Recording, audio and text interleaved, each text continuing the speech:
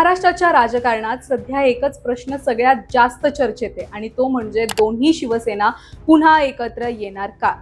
ऐकायला हे अशक्य वाटत असलं तरी सुद्धा गेल्या काही दिवसांमधील राजकीय घडामोडी, नेत्यांची अनपेक्षित वक्तव्य आणि गुप्त भेटी यामुळे या चर्चांना अगदी जबरदस्त उधाण आलंय.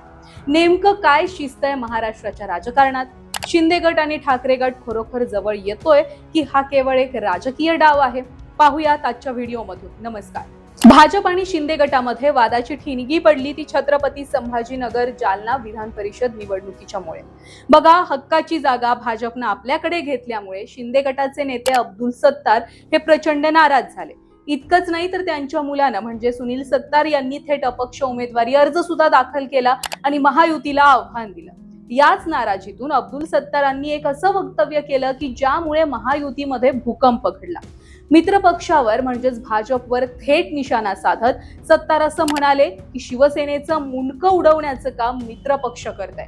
बरं, एवढ्यावरच न थांबता त्यांनी दोन्ही शिवसेना पुन्हा एकत्र येण्याची जाहीर इच्छा सुद्धा व्यक्त केली आहे आणि थेट ममता बॅनर्जी यांचं उदाहरण देत मित्र पक्षांना सावध राहण्याचा इशारा सुद्धा दिलाय.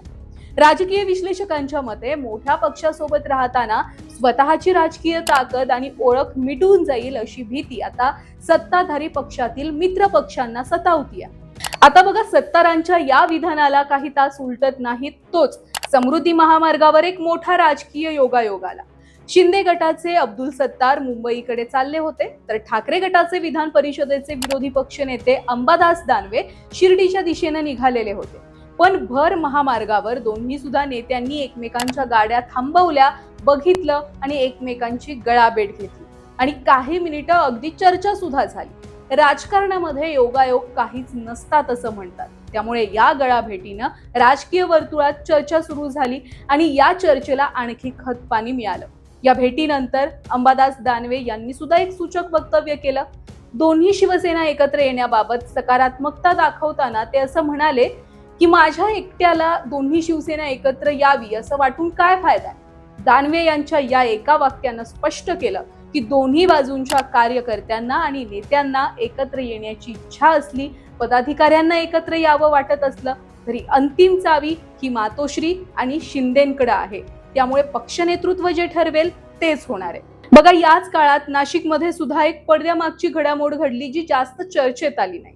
नाशिक विधान परिषद निवडणुकीसाठी ठाकरे गटाकडून माजी आमदार वसंत गीते आणि अनिल कदम यांनी अर्ज केलेले होते.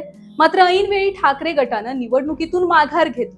उत्तर महाराष्ट्र समन्वयक रवींद्र मिर्लेकर यांनी यामागे घोडेबाजार होत असल्याचा आरोप केलेला होता. तरी सुद्धा राजकीय वर्तुळात वेगळीच कुजबूज सुरू होती.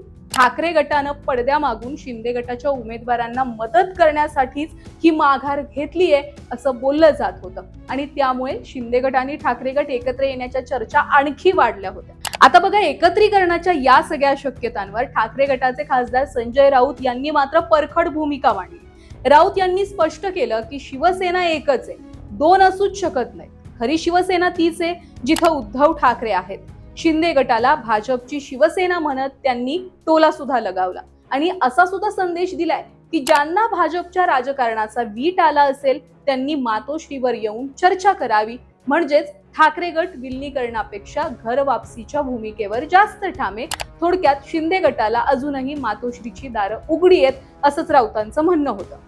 सध्या तरी दोन्ही शिवसेना अधिकृतपणे एकत्र येणं कठीण दिसतंय, कारण हा केवळ दोन गटांचा वाद नाहीये तर हा प्रश्न पक्ष नेतृत्वाचा आहे, पक्षाच्या चिन्हाचा आहे आणि राजकीय वर्चस्वाचा आहे, त्यात पक्षाच्या अध्यक्षांचा आहे. पण अब्दुल सत्तारांचं विधान, समृद्धी महामार्गावरची सत्तार आणि दानवेंची गळाभेट आणि नाशिक मधल्या घडामोडी हे सगळे कनेक्शन एकत्र जोडले तर कुठंतरी असं वाटतं की ठाकरे आणि शिंदे गट भविष्यात एकत्र येण्याची इच्छा व्यक्त करतायत. तुम्हाला काय वाटतंय? खरोखर ठाकरे आणि शिंदे गट भविष्यामध्ये एकत्र येऊ शकतात का? तुमच्या प्रतिक्रिया कमेंटमध्ये नक्की कळवा.